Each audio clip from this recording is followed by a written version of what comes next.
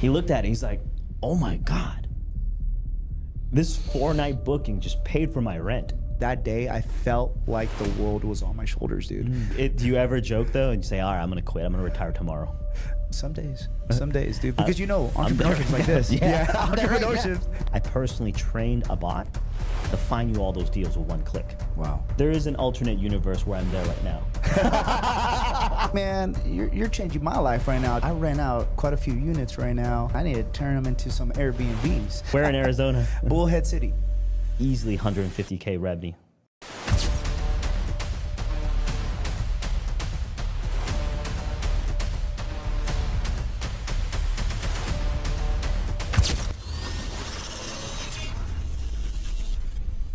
Hey guys, this is Paul Alex with the Level Up Podcast. I have a very special guest here. I've actually known this entrepreneur for quite a few years since I started in digital marketing back in 2020.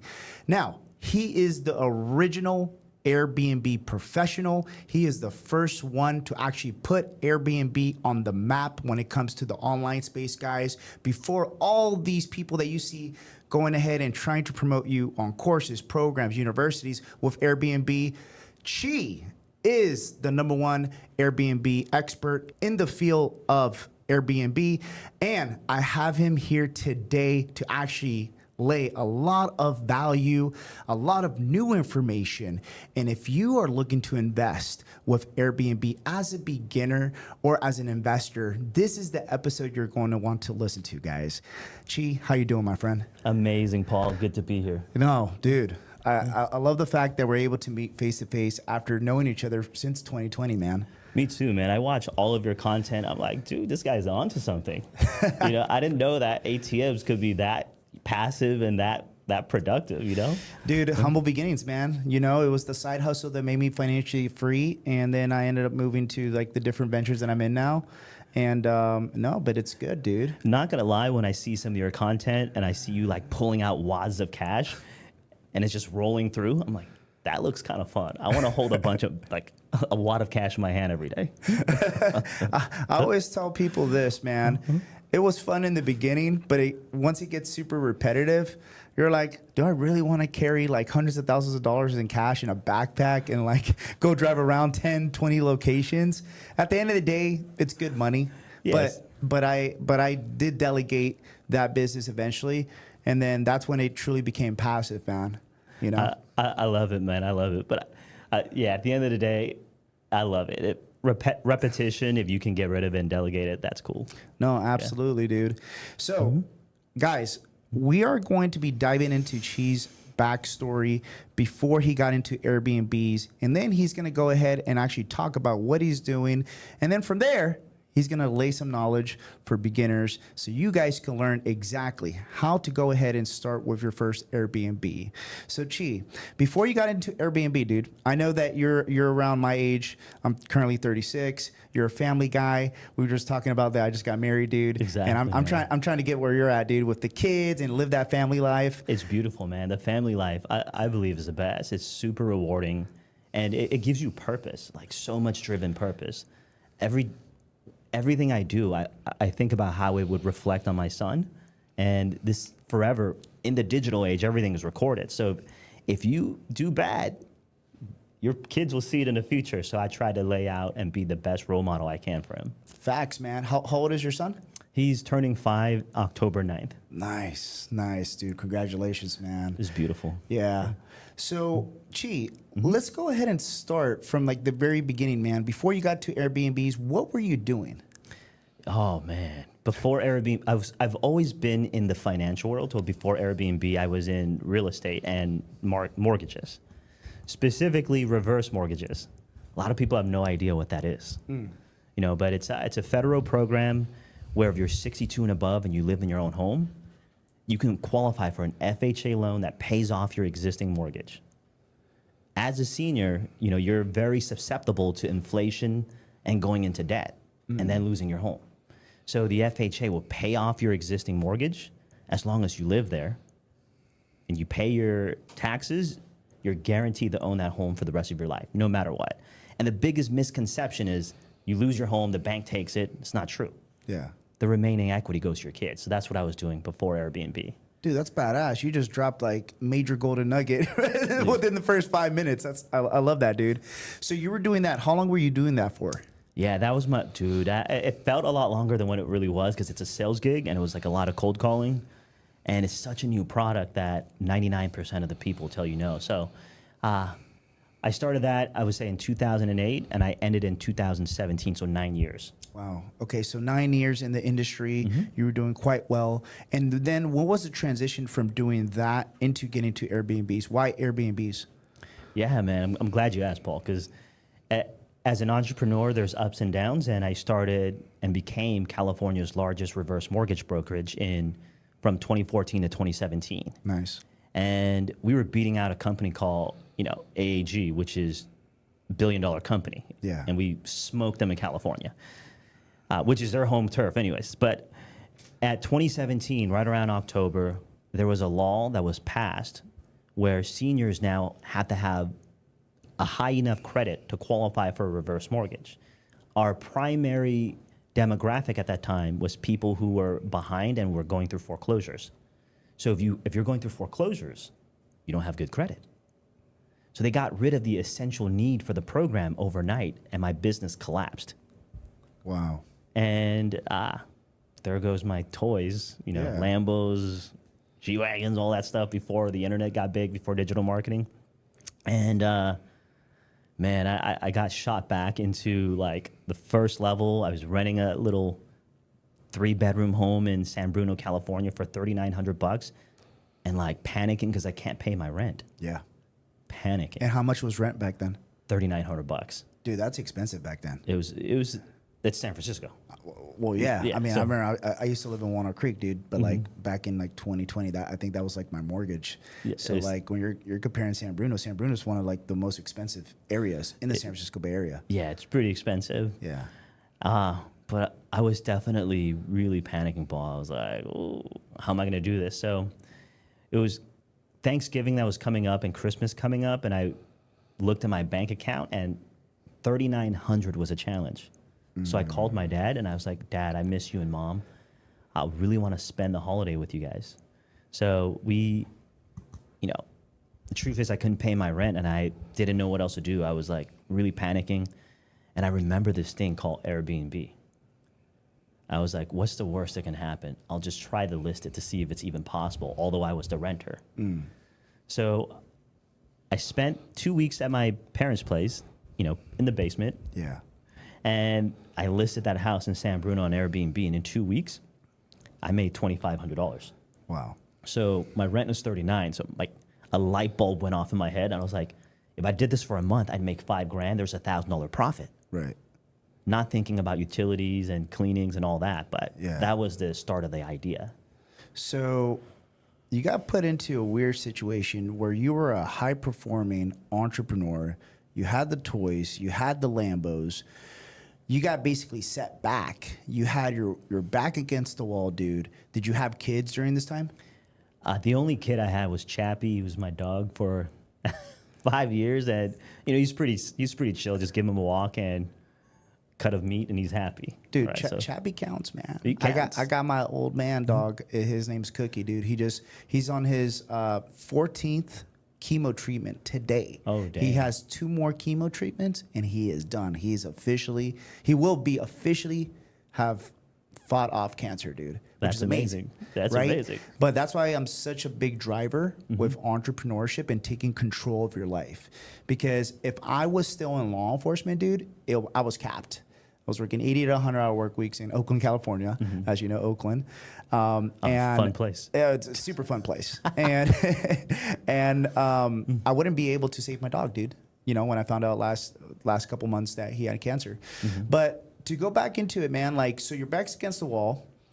What's your mindset during that? Is it more like fight or flight, or were you like, dude, I'm done. I'm gonna have to like ask my parents prior for some cash? Because I thought, to be honest, that's exactly what you were gonna do. You're gonna be like, hey, can you guys help me out for the month?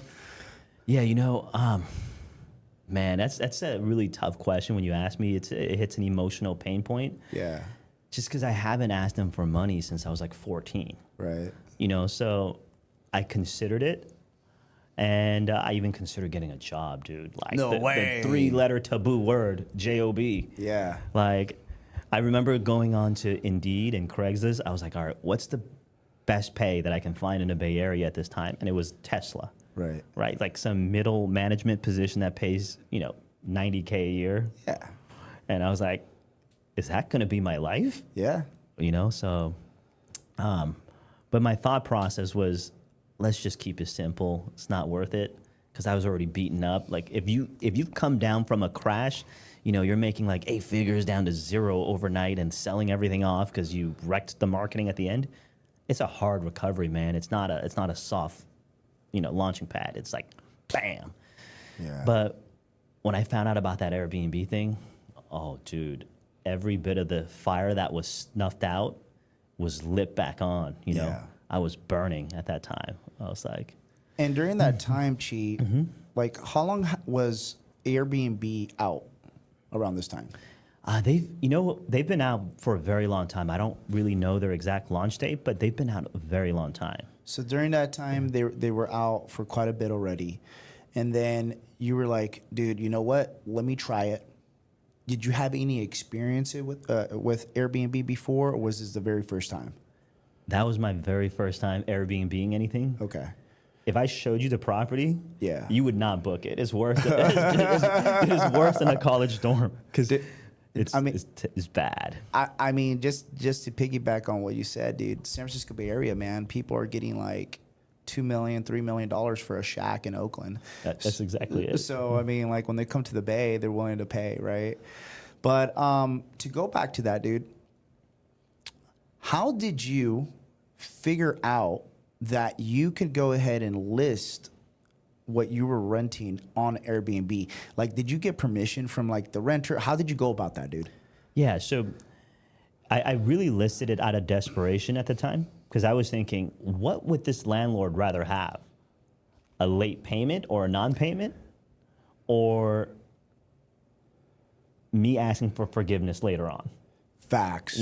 Facts. So if I can take care of his house and make all the payments on time, what would he rather have? That was going through my brain. I was like, probably he would want to get paid. Yeah. Right? So at that time, I didn't know you need permission, any of that. I just thought, hey, man, I just want to make my rent payment. So I listed it, and it went well. And I just continued. Wow. So you went in there, imperfect action. As a true entrepreneur, you were just like, hey, dude, I'll just ask for forgiveness later. I'm not breaking any rules. I'm pretty sure it wasn't in the contracts, so I'm just going to go ahead and do it. Yeah. Now, let's say you're back in 2024, dude, and knock on wood, you get into a bad rut. Would you have done the exact same thing? In 2024, I would still do Airbnb. Yeah. Just because I know how profitable and how secure it is. Okay. But I would do it differently than I did, obviously, back in late 2017, early 2018. Wow. And how would you have done that now? Man, if I were to completely start over, yeah, the amount of resources that you have at your disposal to finding profitable Airbnb is unreal.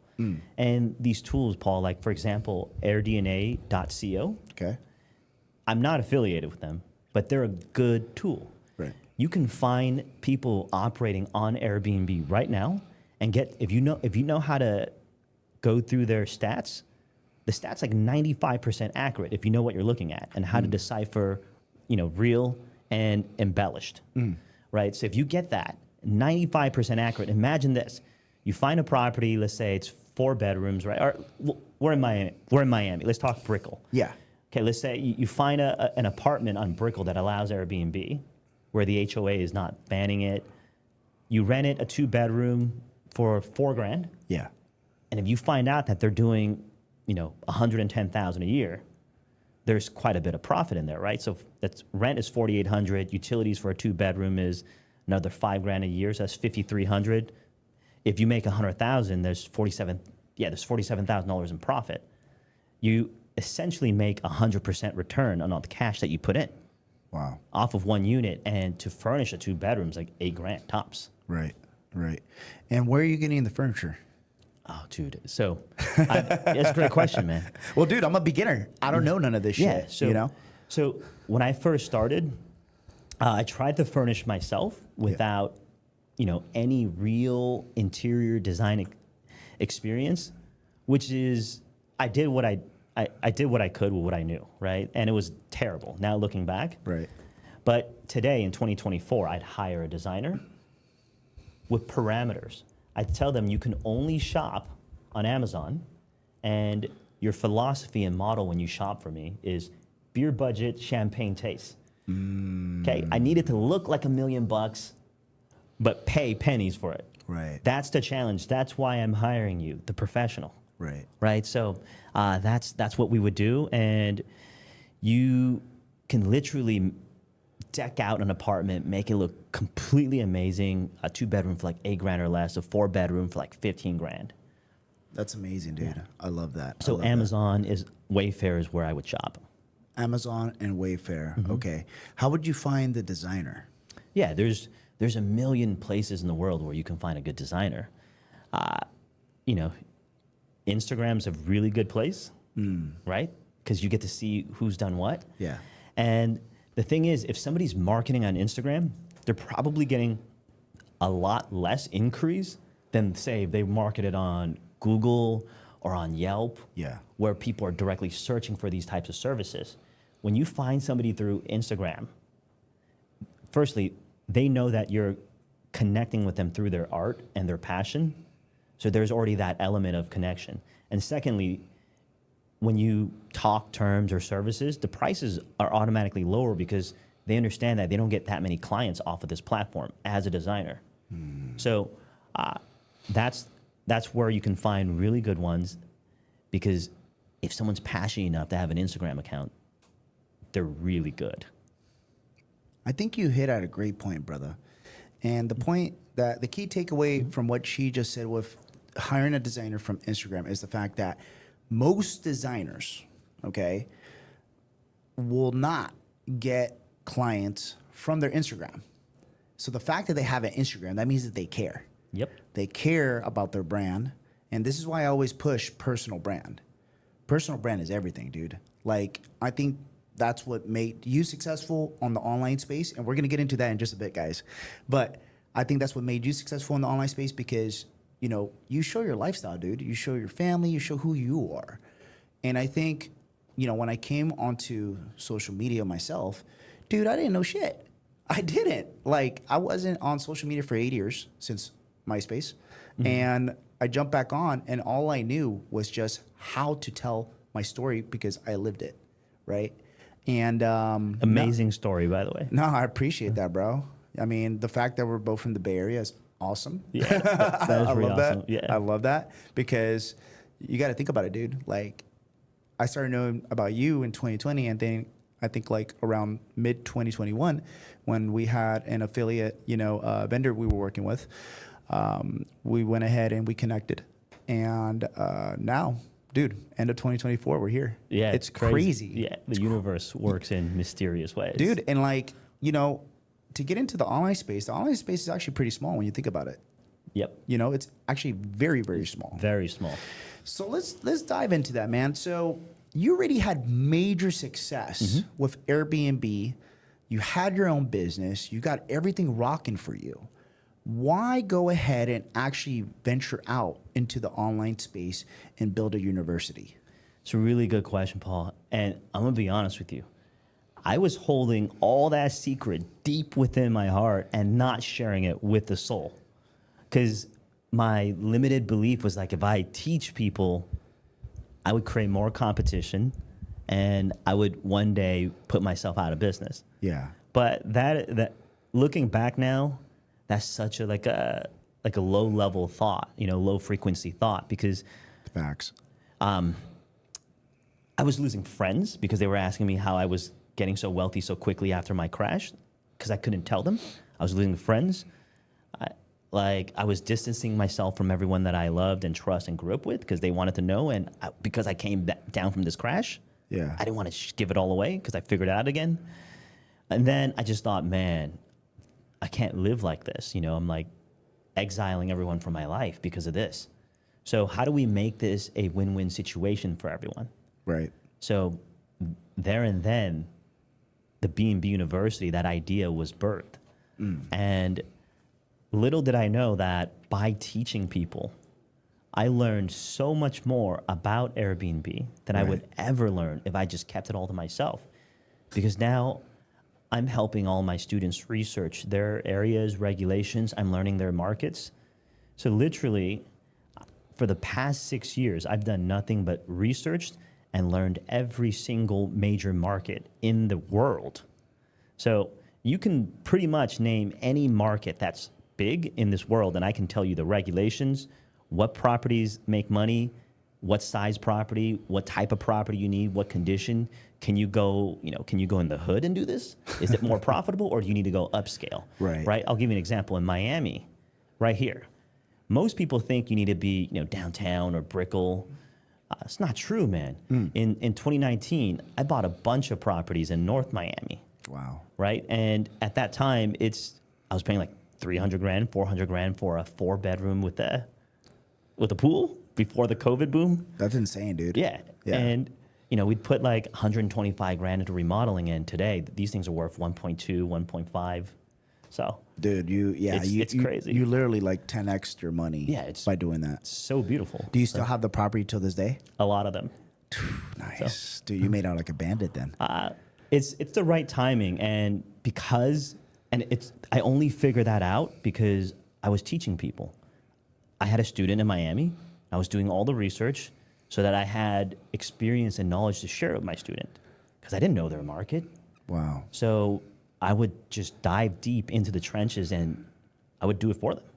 So that's amazing, dude. Like the way I see your business concept and the way that you're thinking about it, it's very good. And the reason why, when I talk to entrepreneurs are like, dude, I want to provide the information. I want to help a lot of people, but also they don't have a plan to really maximize the value of what they're doing. And with me, I'm a very methodical thinker, dude. I guess it's just the law enforcement side of me. I always think of everything, path of least resistance. But that process you just said, dude, not only were you helping people, but also you would see the best markets because you were basically forced to go ahead and research other markets that weren't in California for your students because you want to provide value to them. But then also you're able to go ahead and be like, wow, I can make a lot of money here too. Exactly. That's amazing, dude. I love that. Exactly. I love that mindset. So BNB University, how long has it been around now? Yeah, so we launched late 2018, early 2019. So now it's almost 6 years. Wow. I would say, almost 6 years. I've had so many incredible success stories, fully documented from the beginning to the end of each student's journey. Yeah.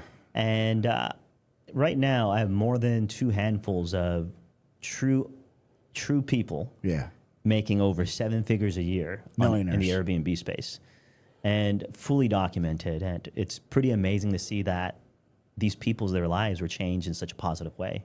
Wow. If you could pick any of your students right now, because I'm pretty sure they don't watch this, dude. They're going to be like, right? Yeah, they. So you got to shout them out. But who would you say is the most memorable student that you have, and what's their story? Yeah, so one of my most memorable students, his name is Gary Childs. Gary's a phenomenal guy. He's from Utah. At the time when I met him, he was in Salt Lake. He's older. I would say Gary's like in his mid-50s, okay? Older, and he's done medical sales his entire life. Oh, wow. Okay. But check this, not even in the US. He flies to South America to do medical sales. That's badass. It's pretty badass. So he doesn't spend time with his family, right? So Gary, he's married. His wife's name is Candy, and she's Puerto Rican. And when he married her, he made her a promise. He was like, Candy, baby, one day I'm going to buy you a Puerto Rican beach house. Wow. One day. So Gary contacted me. This is like late 2019. Late 2019, he joined, and then we got his first property just right around COVID time, like I would say like February-ish 2020. Okay, and launched his first property in Salt Lake. And after he was done furnishing, I flew out there. I spent the night in his property to work out all the kinks and to give him the guest experience, and we fixed everything. And the next morning he came over, we sat down on his living room sofa, blue velvet sofa, super nice, beer budget champagne taste, $800 but looks $3,000. And his phone, you know, being an older guy in medical sales, he doesn't turn it on silent. My phone's always on silent. Right. So I hear a notification, the Airbnb ringtone. I knew what it was. Yeah. Because it was a reservation. Right. But he didn't know what it was. I was like, Gary, I know we're having this deep conversation, but you need to check your phone right now. Right. This guy pulls out his phone, sees his first booking. I was right there. I witnessed it right in front of me. We had that on footage, by the way. And he looked at it. He's like, oh, my God. This 4-night booking just paid for my rent. His rent was like $2,200. This 4-night booking was $2,400. And then he was in disbelief. This guy calls his son right away. And his son, the first reaction on the phone, because his son helps him manage all the online stuff, he's like, Dad, you can't believe this. We just paid our rent. Yeah. Like, with 4 nights. And it was, Gary's my most memorable student. Fast forward a year and a half later, with the success that he's had, he's scaled to multiple properties, and he actually bought the Puerto Rican beach house for Candy that he promised her when he married her. I love that, dude. So- I love that. Dude, I'm considering Puerto Rico, man. I mean, that was the primary reason why, you know, because I was born and raised, dude, in San Francisco. Okay. Like, my dad's side of the family, they're all still there. My mom, she immigrated. She's an immigrant from Peru, and she landed in San Francisco, worked at the Four Seasons Hotel in downtown San Francisco. Cool. While I was a kid. And then eventually became a phlebotomist in UC San Francisco. So I have my roots deep down in San Francisco, dude. I love the Bay Area. But I just don't like the politics and also the taxes that they go ahead and charge. Yeah. And people are like, it's such an American thing to buy taxes. No, it's actually an American thing to leverage the tax law codes that they give you as an entrepreneur. Okay, because you're providing hundreds of jobs for employees, dude. You're providing something of value back to society. So, like, I'm trying to save as much as possible, dude, because I'm trying to build more businesses so I can provide more jobs and then contribute back to the world, right? And I'm pretty sure you have the same type of mindset, dude, with like providing value, having employees, running businesses, and just growing, dude. With me, I always say this, I'm never going to retire, dude. I talk to my wife. She's like, you know, it's going to be nice when we're older and we're going to retire. I was like, babe, what are you talking about? I'm not retiring. Do you ever joke, though, and you say, all right, I'm going to quit. I'm going to retire tomorrow? Some days, dude. Because you know, entrepreneurship is like now. this. Yeah. Entrepreneurship is like up and down. It's up and down.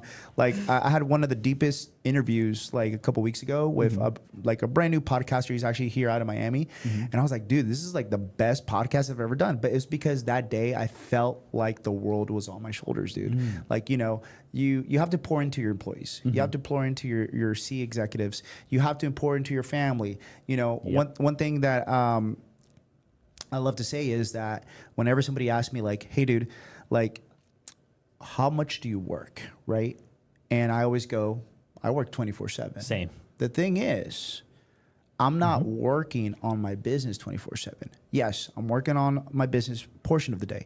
But when I go home and I have to take care of my old man dog, or I have to go ahead and work on my relationship with my wife, right? Or I have to go ahead and make dinner, or I have to go ahead and talk to my family, or fly to my family, right? At the end of the day, we're always working in life. It doesn't matter. That's why I really don't like the limiting beliefs that some people have when they're like, well, you know, I don't want to work that much. Dude, you're working 24/7. When you go to the gym, you got to work on your health, right? That's exactly it. Because what's the point of like making all this money if like you're sick, right? So from that perspective, dude, let's talk about your actual success in the online space. And what would you tell somebody if they're watching right now or listening to this and they're like, dude, this sounds pretty awesome. I like Chi. What would you recommend what they should look out for before investing into a mentor online? Because you're like the original OG online, dude. You're the first one to do it. You have a lot of success, a lot of social proof. You still work on the business. So what would you recommend your top 3 tips and due diligence, basically, so they don't get scammed? Yep. Simple, Paul. When you're looking for a mentor online, the very first thing I would ask is is that mentor actually available? Because a lot of times when you get them, they're not available. They're not available. It's someone else, or it's pre-recorded, or response time is like a week later and it's a message. So it could be anybody responding to you, really. So are they available? The second thing is, do they have a proven track record, right? Because a lot of people will try to sell you and they claim X numbers, you can make X numbers, but they've never done it themselves. Right. And that's huge right now in the Airbnb space. So many of these guys are claiming you can do, 20 grand in the next 90 days. And then you look into their background, have they done it? They've never done it. So that's that. Get social proof and get proof. And the third thing is, are they still currently active in the business? Because there's one thing about somebody who is teaching, but if they're not active in the business, what they taught might have worked back then when they were active, but in any business, things shift. Right. Rules shift, laws shift. The business environment shifts. So if they're not active, they can't get you up to speed because whatever they're teaching might be outdated. So I would say those three things are very important. And lastly, be a smart consumer. This is a bonus tip. Are there any guarantees written in the contract? Because a very, very confident, successful mentor should be able to give you some form of guarantee, written in plain language that you understand, not legal mumble jumble. Can you do this in X date, or you get a full refund? That's what I was asked for. I love that, dude. I love that. And thank you for that. I think a lot of people need to do their due diligence. They need to do their market research. They need to do their homework. Even we get in nowadays, I have about 3 different programs on the online space. And anytime that somebody goes, how do I know this is not a scam? And that's just like average lingo that a consumer goes or a prospect, and they ask like one of my guys, and they're like, hey boss, like, I don't know why they asked that. It's weird. And it's just the fact that in digital marketing nowadays, especially in 2024, you get a lot of people here just trying to put out a course, do a quick cash grab. They're not really here for the longevity, dude. Exactly. Like, I'm here for the long term. I want to build a client or a mentee that is going to follow me through absolutely everything in their journey. And I have, dude. Like right now, I have a client who is my one-on-one mentees, and he's been spending the past 3 days here. Like, he's been coming here, and that's what the high level of support that I provide with my team, right? If you're a one-on-one mentee of mine, dude, you could come to my office. You could go into the offices that we have in Los Angeles. Dude, like, I even invite some of my mentees to my house so we can go ahead and work and mastermind there, right? But at the end of the day, you really got to see who is willing to pour into you, because it's about the connection, man. That's why I always say, like, if I was to do it all over again, and if I was, like, let's say younger, 18, 21, in my mid-20s, and I was looking for a mentor, I would definitely do my due diligence. Make sure you fact check. Make sure you talk to like people that get results. And then at the end of the day, it has to be realistic expectations. 100%. Because we always get people, and I know you do too, you get people coming in there and thinking like, well, gee, I want to make like $40,000 my first month, right? No, it's facts, dude. No, it's facts. There's a lot of those, dude. And I used to get that like that all the time when I used to take calls with my first company, ATM Together, and now with the second company, Merchant Automation. People come sometimes with unrealistic expectations, and they expect because they're paying you that you're gonna guarantee that they get those expectations. But little do they know, it's just like, hey, we're up front. We tell you how it is. Like, you're going to make this work if you work. Exactly. We are here to support you, to assist you, to help you make it easier to get to that level, right? But, dude, I love that. Man, to piggyback off what you just said, we will make this work if you work. Yeah, facts. There's so many people that once they pay you, they just think that automatically this money is going to appear without actually doing the work. So yeah. that's the last thing I would say. If you're looking to hire a mentor, make sure you are ready to execute everything that they show you. Yeah. Because at the end of the day, it's up to you. It's up to you. You know, like my story, dude, I don't know if I ever told you, but essentially, sounds cliche. I was still in law enforcement the last 2 years of my career, and I ended up buying a book with a couple books: Dan Henry, Digital Millionaire, Okay. Russell Brunson, his trilogy of ClickFunnels books, and I read them, dude, and I'm just in awe. I'm just like, dude, like, how is this possible? These guys are making like literally tens of thousands to hundreds of thousands of dollars a month off of selling their expertise online to people that need the help. And I'm like, I think I could do this. I think I have more than enough the skill set and the proof and all that. And during that time, I was financially free with ATMs. I was still working my 9 to 5 because, limiting belief. At the end of the day, I went to family and they were like, hey, you still need benefits. And that's all I would think about, dude. I would always think about like benefits. The benefits. Like, obviously, like my mother, she's an immigrant from Peru. She works hard her entire life. My dad, he's an immigrant from Mexico, and he's worked hard his entire life.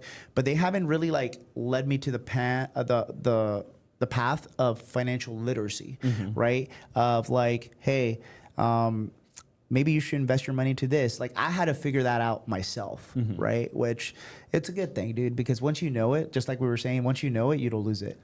You know what? I have so much respect for first generation immigrants that come here with absolutely nothing, and especially before the digital age. Yeah. Because right now people take it for granted, but everything is so accessible. You have language translation right away. Facts. These people had to learn a whole new culture, a whole new language to get anything done. Imagine like right now, if I put you in Russia and there was no translation app, how would you survive? You're screwed. Exactly. That's basically what your parents did. Yeah. That's what my parents did. Right. And I think, I don't blame them that they remind you how good your benefits were. Yeah. It's the best that they knew. Of course. Right. But again, that's what separates us, entrepreneurs. We respect what they have to share, but we also dabble and we go out there and see what's available. And we test the waters. No, absolutely, man. And now they're big believers. They're like, wow, like. Oh, I think they believe you now. Yeah, no, for sure, man, for sure. But also like they also support me now when I have conversations and when I have new ideas, because before, when I was still in law enforcement, when I was still in corporate America, it was a lot of limiting beliefs, dude. Especially being a young Hispanic kid. I told him, I was just like, Mom, I'm gonna make $250,000 by my mid-20s, right? And she was like, okay, all right, sure, right? Like almost like I'm gonna support you, but in my back of my mind, I'm gonna have doubt, right? And that's okay, that's fine. I love my mom, and I was able to do it. Broke her limiting beliefs. She's like, wow, amazing, good for you. Keep going, stick with the career, go up the chain. And then when I got to that stage of the game, that was a milestone. The next stage of the game for me was just like, dude, I want to be a millionaire, and I want to do it by starting a business. And when I became a millionaire, but not with starting a business first, I actually became a millionaire by actually owning real estate. And my real estate game, it wasn't Airbnb. It was just literally investing into real estate and just holding on to the properties. That's it, dude. I'm not the smartest guy in the world. I leverage whatever works. Dude, I leveraged FHA at the age of 21. And at that time, no one told me what that was. So you told me you were 36, right? Yeah. So this is 15 years ago. So that's what, that's 2009. Dude, long time ago. Yeah. It was like right after the crash. Yeah, so it's crazy that, oh, dude, you bought at the bottom. I bought at the bottom. You bought at the bottom with an FHA loan. Yeah. That's how, being in mortgage, that tells me a lot about who you are, because if you're able to qualify for an FHA loan, means that you're a steady wage earner at that time. Yeah, I was. Because that's the hardest loan to qualify for. Yeah. Yeah. No, I was, dude. I was in corporate America. I was doing a 100% commission sales position as a glorified dish machine repairman / sales guy. And I worked for this company called Ecolab, and it was one of my first, real career jobs. But at the end of the day, steady paycheck. I was hustling. I was trying to learn. And I think with a lot of youngsters nowadays, they need to learn soft skills. Yep. They need to learn sales, right? If you were to go ahead and actually pour into somebody right now, listening to this or watching this, what would you tell them is the top 3 skills they should have in order to go ahead and start an entrepreneurship? I love that you asked that question. Because it's funny, because I am pouring into 3 18-year-olds right now. And their personalities, I'll give you a quick overview. Yeah. First, we have John, who's like very stoic. He's 18, dropped out of high school, and is very smart. He's a problem solver and self-initiator. Okay, and then second we have Jaden, who's also 18. They're all three of them are friends. This guy's more creative but very sensitive, but also a problem solver. But he needs a little bit more hand holding. John's more independent. And then we have lastly Pierre. Pierre is also their friend, and he's like the way that I see it, the dynamic is that he's more of the guy that keeps the group together, but he doesn't really have neither the skills, right, as the other two, and he's not that motivated. So the top three advice I would give to them, and the first thing that I'm having them all do is build grit and build tenacity. So the first thing I did with them, I threw them into the trenches and said, do cold call.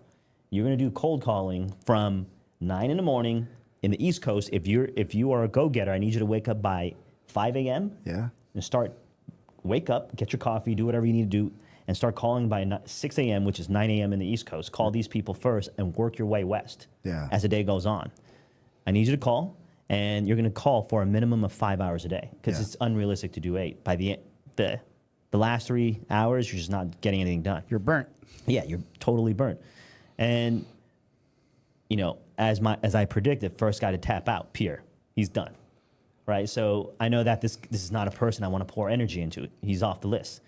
So now that we're down to 2, both these guys are still going at it. It's been 2 months, and I have them reps in, rep out. They're consistent. John is very, very consistent, so now I'm taking him to the next level. I have him managing a ground-up construction that I have not far away from here. And, any given months, we're buying many plots and building up. But I'm specifically mentoring him and having him take this, project manage this from the beginning to the end. So number 1 is build grit. Number 2 is stay healthy in your mind, right? And still have that thing that you enjoy, that you can turn off work mode and go back into just enjoying yourself. And then number 3 is don't be afraid to try things. Don't be afraid to lose. Because if you're afraid to lose whatever money you have or try things, no risk, no reward. That's all I can say. Yeah, right? no, absolutely, man. And it goes like that in entrepreneurship. One thing I always tell newcomers, no matter what industry, no matter what niche you're in, don't get stuck on analysis paralysis. Exactly. Perfectionists are not the people that are the needle movers. They're not the ones that are making decisions like the founders, the CEOs, the startup guys. Perfectionists will not get you anywhere. And I always tell that to my people. Don't overthink shit. Business is actually very simple. I feel like us as humans, we make it fucking difficult, man. And at the end of the day, imperfect action, right?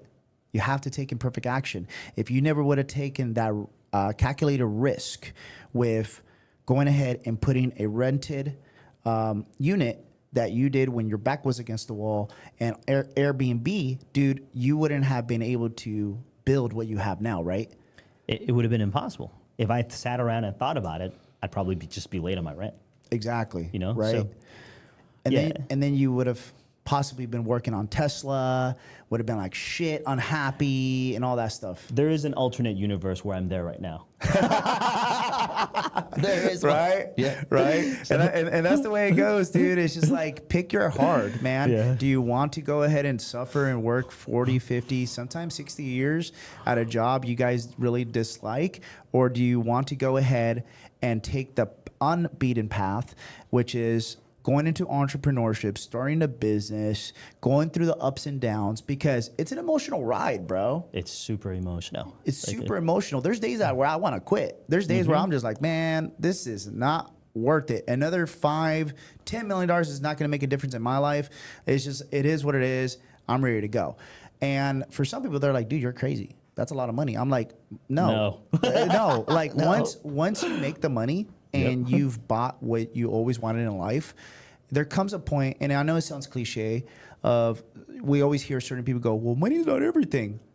Only a person that's experienced either true wealth or they've been able to buy whatever they want, and now they can officially say it, like money truly doesn't make you happy. Cool. I respect that.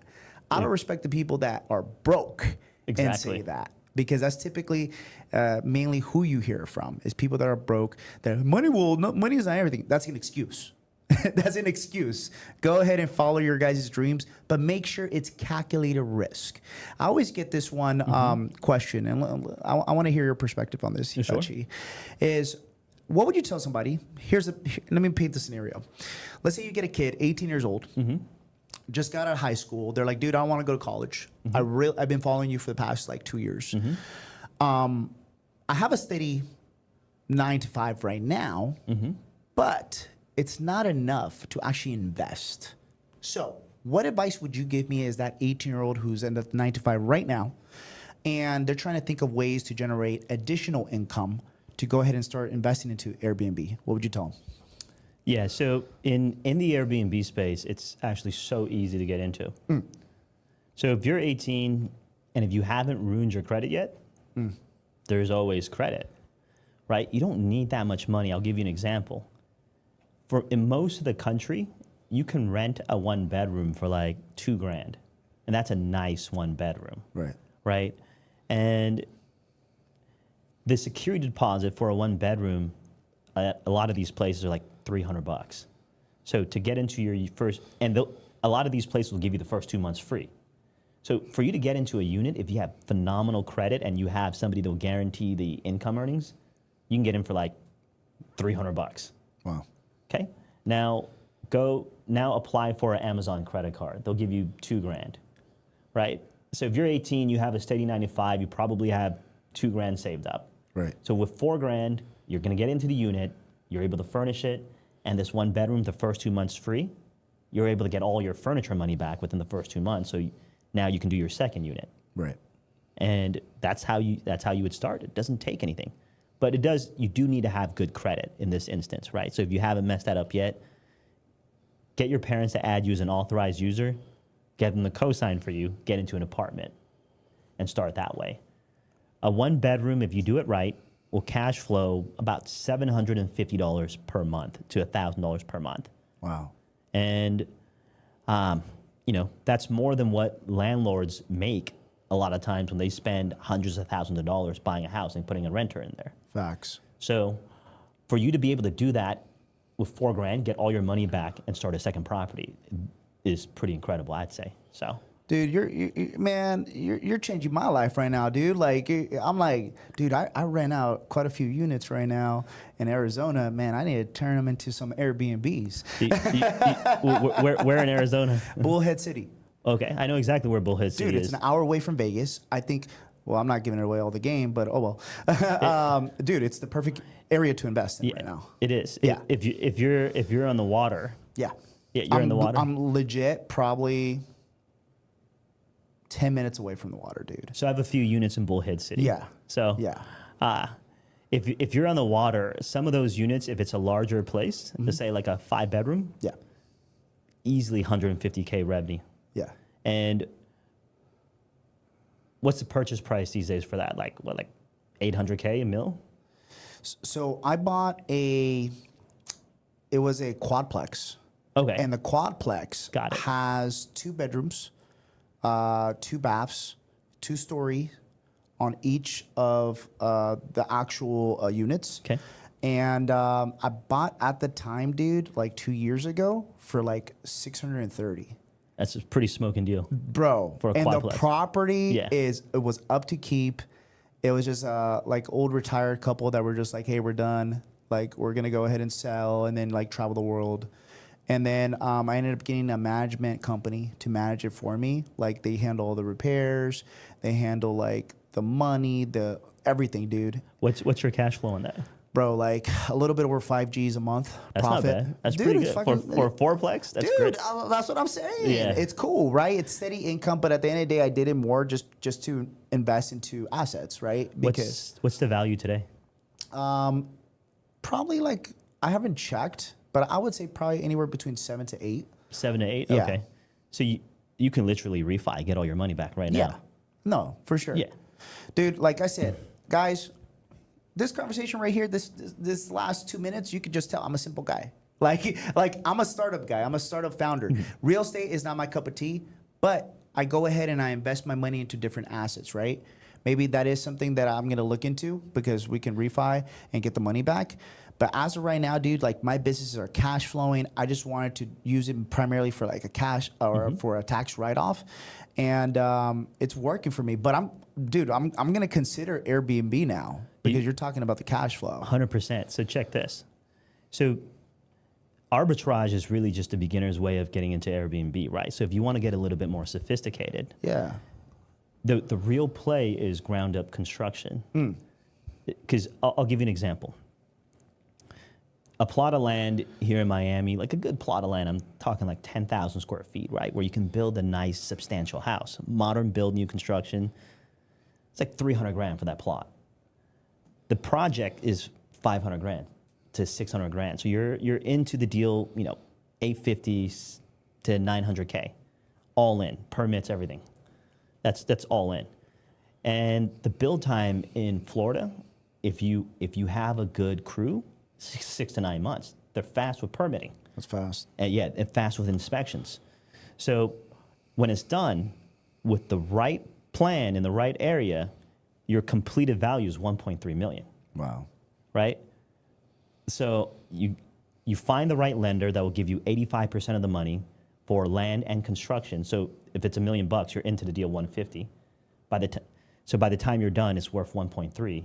You refi for $1 million, you get all your money back, every single penny. Nice. You make $300,000 in equity, and your payment on that deal right now, even with today's rates, it's like $8,000 a month, $9,000 a month. But you cash flow on the Airbnb side, like $5,000 to $10,000 with that same unit. That you instantly made $300,000 in equity, and you make $5,000 to $10,000 cash flow, and you can do infinite of these. Yeah. That's the play. Dude, that's awesome. So that's everywhere. Yeah. Everywhere in Florida. Yeah. No, that's amazing, man. And this is right now. We're in September 2024. Dude, like people are complaining about rent. They're taking about the cost of property, dude. They're complaining about everything. And I mean, dude, I'm seeing it like it's transforming almost to like California down here, dude. It's insane, right? You have a bunch of people from California and New York coming in, which is like skyrocketing the prices. But dude, that's an awesome play. I love that. I love that. Where in Florida exactly are you looking more? Like north, south? Yeah, so it's all over. You can literally find profitable areas all over Florida. The key is getting into an area that's Airbnb cash flow, right, and getting the equity at the same time. So you have a lot here on the east coast of Florida. You also have a lot of places in the west coast of Florida. So like on the east coast, I would say Fort Lauderdale and down. On the west coast, Tampa and further out.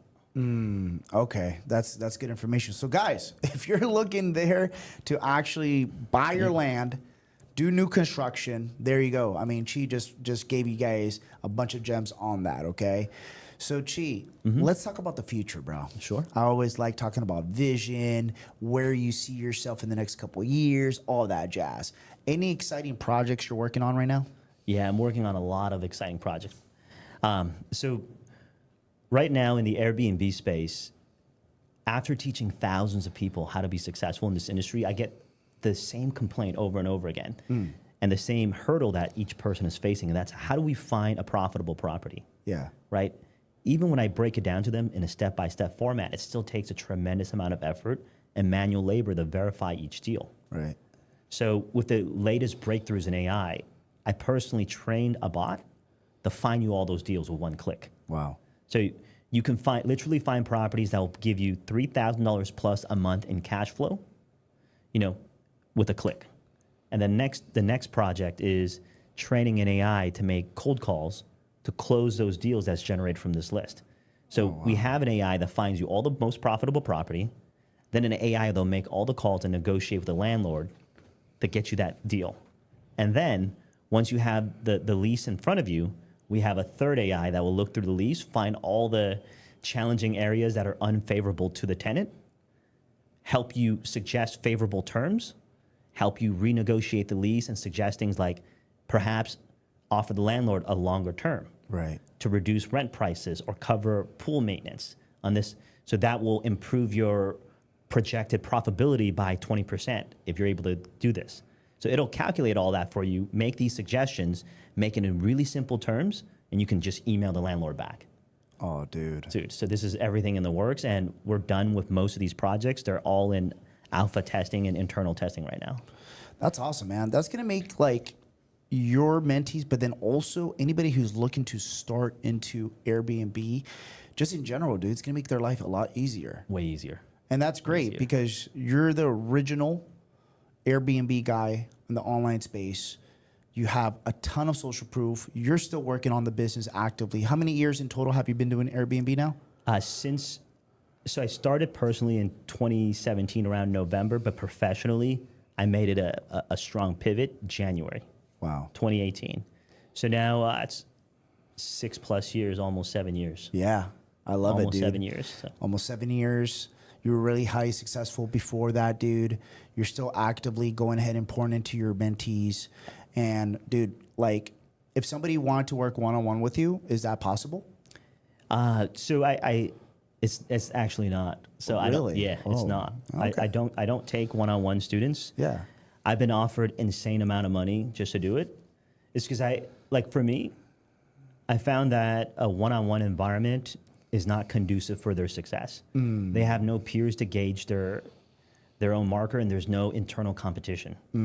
So, and I found that the average person is really easily demotivated. Yeah, facts. You know, so when you pair them up inside of small cohorts and small groups, if they see someone else being successful, there's always going to be that one go-getter. And that go-getter sets the standard and fires everybody else up. Because then they're going to make them think, what am I not doing? Why is this person doing it and I'm not? Then they actually get going, right? They see someone else successful that started the same time they did. Not your past students, but the same time. And that's why I don't take one-on-ones.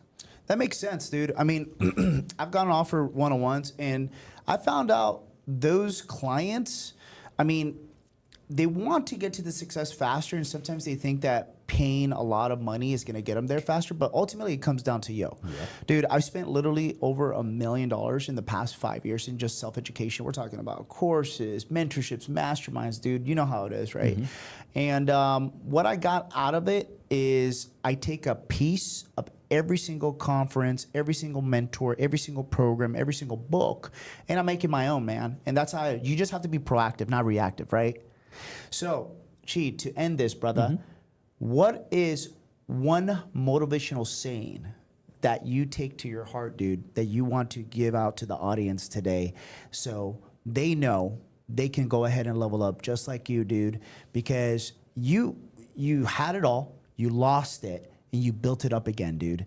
So for the person right now that is struggling just to start, dude, what do you have to say? Don't think, just do it. Honestly, like most of the time, if you have an inkling or if you really believe in something and you think that it's going to work, it's most likely going to work, right? Because there's something there that's already convinced you that this is plausible, it's going to work. And then you think too much and you think yourself out of it. But if you don't think and you just applied yourself and just focus your energy on what will make this work, and that's your thought process, and you go on with it, it's going to work. Have tenacity, just make it happen. Will it into existence. Make it happen, guys. I love it. I love it. And Chi, where can everybody find you? Your Instagram, YouTube, what you got, brother? Yeah, so I'm pretty easily found on the net. You can find me on Forbes. You can find me on Instagram at ShitaBNB, and the same thing on YouTube at ShitaBNB. I love that, guys. There you guys have it. Chi, the #1 Airbnb expert in the online world, guys. He was the first one to do it. He was able to lose it all, bring it back. Guys, this was an amazing story. Now, guys, if you guys want to go ahead and listen more about Chi, Airbnb, how you guys can get started, make sure to follow him on all his socials. Guys, this is Paul Alex with the Level Up Podcast. Make sure to subscribe to our YouTube channel, share with a friend, share with a family, share with somebody who is trying to level up, guys. This is for you. Make sure to check us out on Apple Podcasts and Spotify, wherever possible. I'll catch you guys next time.